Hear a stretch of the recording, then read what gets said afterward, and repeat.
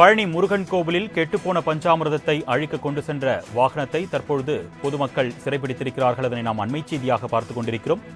இது குறித்த கூடுதல் விவரங்களை செய்தியாளர் கார்த்திகேயன் வழங்க நாம் கேட்கலாம். வணக்கம் கார்த்திகேயன், கூடுதல் விவரங்கள் சொல்லுங்க. வணக்கம் மருணேஷ். அறுபடை வீடுகளின் மூன்றாம் படை வீடான பழனி தண்டாயுதபவானி சுவாமி கோயில சார்பில் தயாரித்து பிரசாதமாக விற்பனை செய்யப்படும் லட்டு, முறுக்கு, அதிரசம், பிரசாதங்கள் விற்பனை செய்யப்பட்டு வருகின்றன.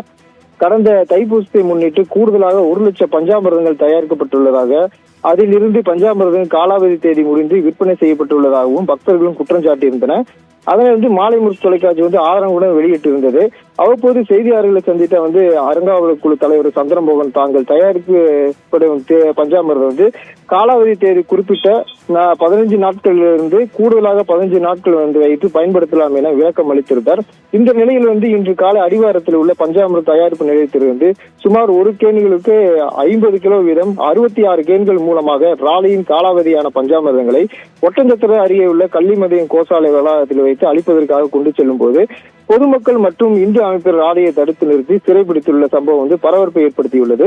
மேலும் சம்பவ இடத்திற்கு வந்த காவல்துறையினர் மற்றும் இந்து அமைப்பினர் பேச்சுவார்த்தை நடத்தி காலாவதியான பஞ்சாமிர்த ராலியை அடிவார காவல் நிலையத்திற்கு கொண்டு சென்றுள்ளனர். அருணேஷ்,